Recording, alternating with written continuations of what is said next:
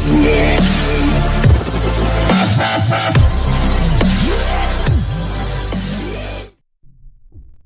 बच्चों, आज हम लोग जो है द्विघात समीकरण के हल के अंतर्गत आज हम लोग द्विघात समीकरण का पूर्ण वर्ग बनाकर हल कैसे किया जाता है इसका अध्ययन करेंगे। और ये आपके यूपी बोर्ड में जो है 3 नंबर का क्वेश्चन पूछा जाता है। तो आइए देखते हैं कि द्विघात समीकरण का पूर्ण वर्ग बनाकर कैसे हल करते हैं। तो थोड़ा सा पहले आपको टॉपिक हम बता देते हैं इसका, फिर इसके बाद इसी पर डिपेंडेंट एक क्वेश्चन आपको हम बता देंगे। मान लीजिए कि आपको एक क्वेश्चन दिया गया है ax² + bx + c = 0 के रूप का, और इसे आपको पूर्ण वर्ग बनाकर हल करना है। तो कैसे हल करेंगे? a का मान ≠ 0 है।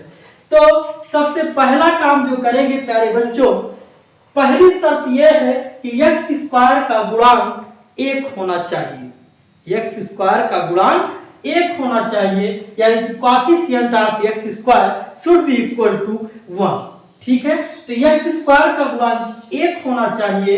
जब इसका गुणांक 1 नहीं रहेगा तो हम 1 करने के लिए उसे हम a से डिवाइड करेंगे। जैसे 2 को 1 करना है प्यारे बच्चों, तो 2 से ही भाग करना पड़ेगा। 5 को 1 करना है तो 5 से ही भाग करना पड़ेगा। इसलिए a को 1 करना है तो a से दोनों पक्षों में हम भाग करेंगे। भाग करने के बाद देखिए क्या पाएंगे प्यारे बच्चों, x² + b/ax + c/a = 0। यहां तक आप पहुंच जाएंगे। यहां तक पहुंचने के बाद क्या करेंगे बच्चों, x² + b/ax = -c/a। कहने का मतलब यह है प्यारे बच्चों कि अक्षर वाला पद एक तरफ कर देंगे और गिनती वाला पद एक तरफ कर देंगे। इतना करने के पश्चात हम क्या कार्य करेंगे, x के गुणांक, जो लाइन लिख रहे हैं बच्चों, यही इस विधि का जो है मुख्य पॉइंट है। x के गुणांक के आधे का वर्ग दोनों पक्षों में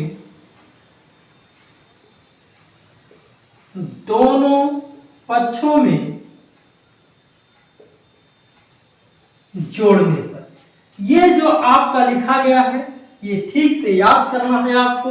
x के गुणांक के आधे का वर्ग दोनों पक्षों में जोड़ने पर। ठीक है बच्चों, अब यहां पर थोड़ा सा आपको कंसेप्ट बताना चाहेंगे। बहुत बच्चे क्लास में पढ़ाते समय गलती करते हैं, तो आपको बताना चाहेंगे। जैसे प्यारे बच्चों 8 से 8 का आधा पूछा जाता है तो बड़ा आसानी से आप उत्तर 4 दे देते हैं। लेकिन हमने क्लास में पढ़ाते समय काफी बच्चों से पूछा, बच्चों 1/2 का आधा बताओ, तो गलत कर जाते हैं, सही उत्तर नहीं दे पाते हैं। उनसे पूछा जाए 8/6 का आधा बताओ, तो कक्षा 10 में पहुंचने के बाद भी जो है तमाम बच्चे सही नहीं बता पाते हैं। पूछा जाए 8/6 का आधा क्या होगा, तो 8 का आधा कर देंगे और 6 का आधा कर देंगे। 8 का आधा 4 और 6 का आधा 3, 4/3 बता देते हैं। 1/2 का पूछा जाएगा तो बता ही नहीं पाते हैं। ठीक है, तो आप लोग खैर काफी तेज बच्चे हैं, आप लोगों के बारे में नहीं कहा जा रहा है, लेकिन आधा करना सीखिए, ये आना चाहिए। तो प्यारे बच्चों आपको बस इतना बताना चाहेंगे हम कि अगर किसी चीज को 2 गुना करना होता है, जैसे 8 को दुगुना करना है तो आप 2 से गुणा कर देते हो। 5 को 4 गुना करना है तो आप 4 से गुणा कर देते हो। 8 को 7 गुना करना है तो आप 7 से गुणा कर देते हो। उसी प्रकार से दुगुना करना था तो आपने 2 से गुणा किया, 4 गुना करना था तो आपने 4 से गुणा किया, 7 गुना करना था तो आपने 7 से गुणा किया। उसी प्रकार से प्यारे बच्चों मन में हमेशा के लिए इस कंसेप्ट को अपने दिमाग में रख लीजिए कि किसी को आधा करना होगा प्यारे बच्चों तो उसको आधा से गुना करेंगे। जैसे 8 को आधा करना है तो आधा से गुणा करेंगे। और ये बात आप लोग बेहतर तरीके से जानते हैं कि आधा का मतलब भिन्न में 1/2 होता है। तो आधा से जब गुणा आप करेंगे तो इसके बटे कुछ नहीं है तो 1 हो जाएगा। भिन्न का गुणा भाई भाग जानते हैं, आप कक्षा 10 के छात्र हैं, अंश का अंश में गुणा होता है और हर का हर में गुणा होता है प्यारे बच्चों। तो ये 8/2 हो जाएगा और आप कैंसिल कर देंगे, 2 चौका 8 तो 4 आ जाएगा। खैर आप पूरी गिनती को तो आधा करना जानते ही हो, तो इतना तामझाम क्यों? तो ये तामझाम आपको पूरी गिनती के लिए नहीं बता रहे हैं प्यारे बच्चों, ये आपको हम बता रहे हैं भिन्न के लिए। कोई पूछता है कि 5/6 का आधा कितना होगा, तो आप 5/6 में 1/2 से गुणा कर देंगे और अंश का अंश में गुणा और हर का हर में गुणा और आपको तुरंत ही आंसर मिल जाएगा, 5/12 मिल जाएगा। यानी कि किसी भिन्न को प्यारे बच्चों आधा करना है तो आप उसके हर में 2 का गुणा कर देंगे या पूरे भिन्न में 1/2 का गुणा कर देंगे। ये किसी भिन्न को आधा करने का एकदम ना गलत होने वाला एकदम अच्छा कंसेप्ट है, इसको आप ध्यान रखे रहिए। कोई भी पूछे 1/3 का आधा, आप फटाक से उत्तर दीजिए 1/6 होगा, ठीक है। तो इसलिए किसी भिन्न को आधा करना है तो किससे गुणा करेंगे प्यारे बच्चों, 1/2 से गुणा करेंगे। इस कंसेप्ट को आप अच्छे से अपने दिमाग में रखे रहिएगा। अब आते हैं फिर अपने टॉपिक पर, लिखा x के गुणांक के आधे का वर्ग दोनों पक्षों में जोड़ने पर। तो क्या करेंगे हम, x² है, b/a इंटू x है, x का गुणांक प्यारे बच्चों b/a है। हम यही क्वेश्चन आपसे पूछेंगे b/a का आधा क्या होगा। तमाम बच्चे इधर उधर ताक झाक करने लगते हैं कि b/a का आधा क्या है, लेकिन अगर आपके अंदर में एक कंसेप्ट है तो आप b/a का आधा तुरंत बता देंगे कि b/a का आधा सर b/2a होगा, क्योंकि आपको हमने बता दिया है कि हर में हम 2 का मल्टीप्लाई कर देते हैं। तो b/a का आधा क्या होगा प्यारे बच्चों, b/a का आधा क्या होगा, b/2a होगा। और आप कॉन्फिडेंस से यहाँ लिख सकते हैं b/2a का वर्ग आप इधर जोड़ देंगे और b/2a का वर्ग आप इधर जोड़ देंगे और यही चीज लिखा गया है, x के गुणांक के आधे का वर्ग दोनों पक्षों में जोड़ने पर। तो ये x के गुणांक का आधा था, इसका वर्ग यानी कि स्क्वायर किया गया और दोनों पक्षों में बच्चों इसको जोड़ दिया गया। तो जब इतना आप कर देंगे तो ये आपका जो है पूर्ण वर्ग बन जाएगा आसानी के साथ। ये आपका क्या बन जाएगा, पूर्ण वर्ग बन जाएगा। और पूर्ण वर्ग बनने के बाद वर्गमूल करके हम आगे के प्रश्न को आसानी से हल कर लेंगे। इसके बाद इसी को क्या बना देंगे, a + b का होल स्क्वायर जैसा बना देंगे और इसके बाद वर्गमूल निकाल के हम x का मान आसानी से ज्ञात कर लेंगे।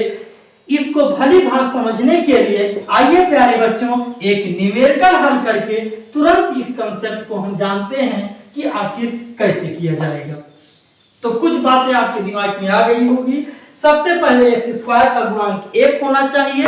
इसके बाद जो है अचर पद को एक तरफ, अक्षर वाले पद को एक तरफ। इसके बाद क्या करते हैं, x के गुणांक के आधे का वर्ग दोनों पक्षों में जोड़ देंगे, एक पक्ष को पूर्ण वर्ग बना देंगे। इसके बाद उसका जो है हम वर्गमूल ले लेंगे। इसके बाद हम पक्षांतर करके प्लस माइनस लेकर x का मान निकाल लेंगे। तो आइए एक क्वेश्चन तुरंत ही सीखते हैं हम लोग। 3x² - 5x + 2 = 0। ये मोस्ट इंपॉर्टेंट क्वेश्चन है, एनसीईआरटी का कई बार एग्जाम में आ चुका है कि 3x² - 5x + 2 = 0 को जो है पूर्ण वर्ग बनाकर हल कीजिए। तो देखिए बच्चों, अगर इसको पूर्ण वर्ग बना के आपको हल करना है, साधारण गुणनखंड इसका नहीं करना है। अगर आपको इसको साधारण गुणनखंड करना होता तो बोलो कैसे करते, उसको भी देख के लेते हैं। आप क्या करते, 2 और 3 का मल्टीप्लाई करते। 2 तिहाई कितना आता, 6 आता। 2 तिहाई कितना आता, 6 आ जाता। और 6 का ऐसा गुणनखंड करना है कि 5 नहीं प्यारे बच्चों, -5 आना चाहिए। तो -5 लाने के लिए हम इसका गुणनखंड 2 तिहाई 6 ही करेंगे और -2 -3 हो जाएगा। तो ये कितना आ जाएगा, -5 आ जाएगा। ठीक है, तो इसलिए इसका करते 3x² - 2x - 3x + 2 = 0 हो जाता। यहाँ पर आपका 3 2 कॉमन नहीं होगा, कुछ कॉमन होगा तो केवल x होगा। यहाँ बचता 3x, यहाँ -2, यहाँ पर 3 2 में कुछ कॉमन नहीं होगा, x भी यहाँ है और यहाँ पे नहीं है, तो यानी जब कुछ नहीं कॉमन होता है प्यारे बच्चों तो एक कॉमन होता है।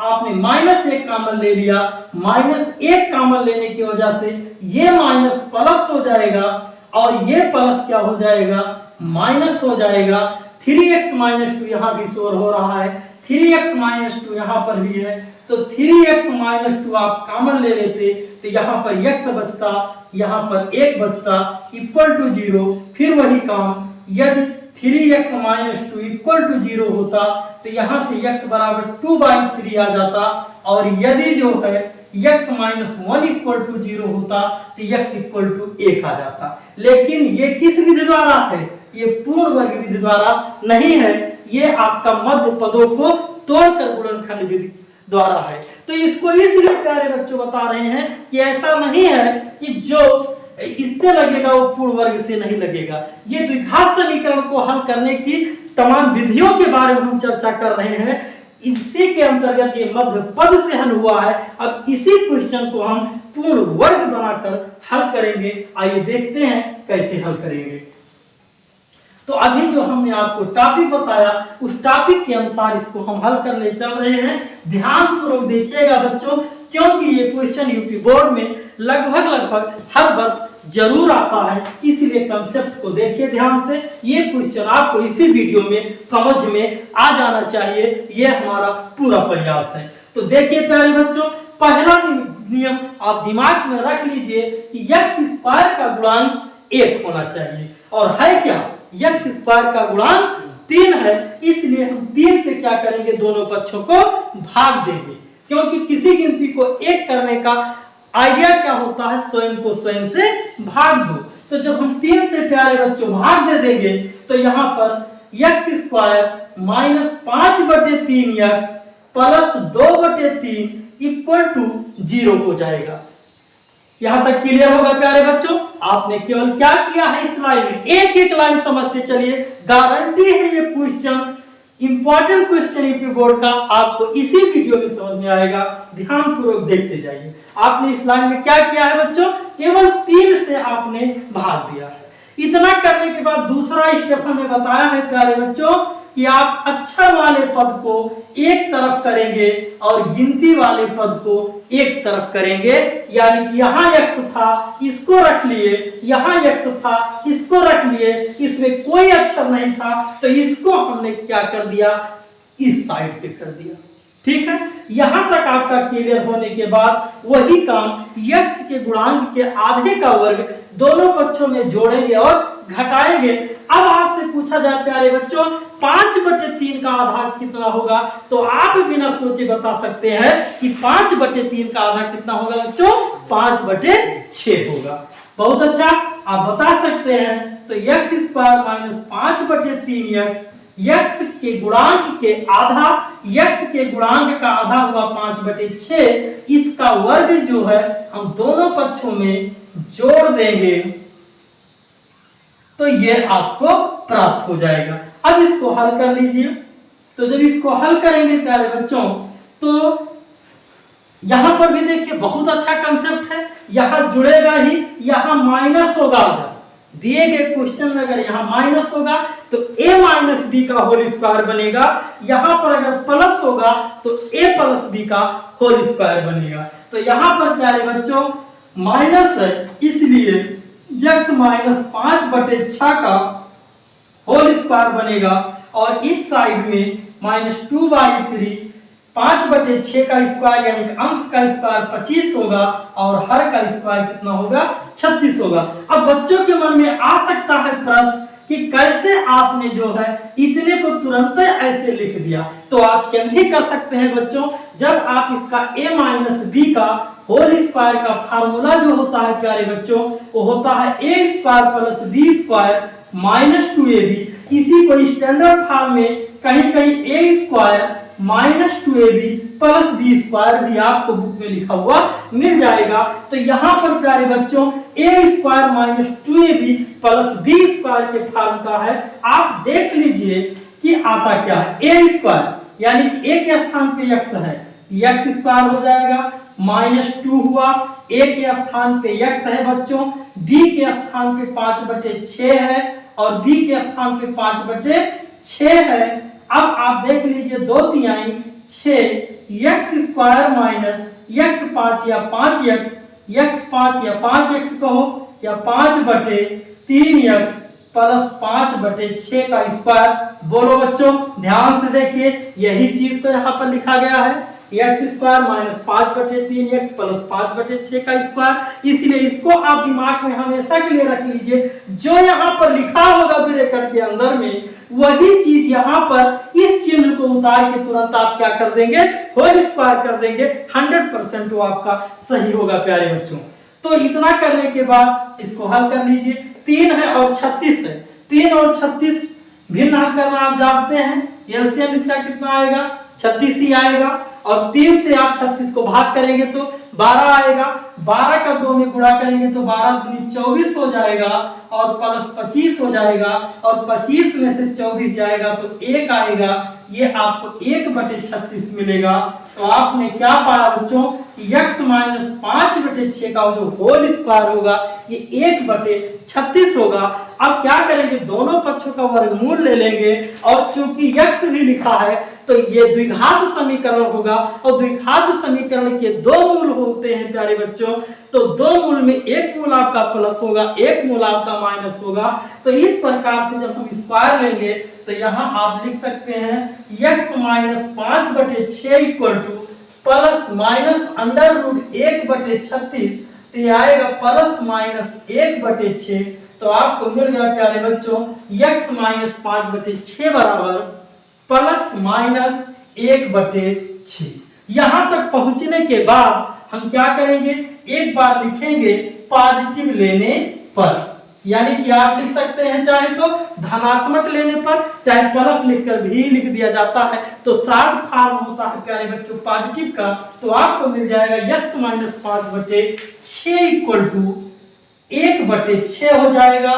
फिर x इक्वल टू माइनस 5/6 है, उधर जाएगा तो प्लस 5/6 हो जाएगा और 1/6 हर दोनों के बराबर है। तो आप जानते हैं कक्षा 10 के छात्र हैं, तुरंत ही 6 को उतार लिया जाएगा और अंश को जोड़ दिया जाएगा बच्चों। तो 6 कैंसिल हो जाएगा और x का मान आपको 1 मिल जाएगा, यानी कि द्विघात समीकरण का एक मूल आपको 1 मिल गया। अब इसी प्रकार से तुरंत प्यारे बच्चों आप लिखेंगे निगेटिव लेने पर, यानी कि ऋणात्मक लेने पर x माइनस 5/6 इक्वल टू -1/6 होगा और माइनस 5/6 है तो उधर जाएगा तो 5/6 हो जाएगा, माइनस 1/6 हर बराबर है तो 6 लिख दिया जाएगा, भिन्न का माइनस भिन्न है तो घटा दिया जाएगा तो 4/6 मिल जाएगा। 4/6 को प्यारे बच्चों अगर आप 4/6 को हल करेंगे तो 2 दूना 4, 2 तिहाई 6, तो आपको मिल गया 2/3, यानी कि x का जो मान आपको मिला प्यारे बच्चों 2/3। अब आप कह रहे होंगे कि अभी उस विधि द्वारा किए थे तब भी यही उत्तर आया था, इस विधि द्वारा किए तब भी यही उत्तर आएगा। तो हाँ प्यारे बच्चों, जब क्वेश्चन ही सेम है तो आंसर भी सेम आएगा, केवल विधियां अलग अलग हैं। तो ये आपका जो है यूपी बोर्ड में जरूर आता है। इस प्रकार का क्वेश्चन आप और ढेर सारा लगाइए। कोई समस्या होता है तो हमसे डायरेक्टली कांटेक्ट कर सकते हैं 9795880209। धन्यवाद।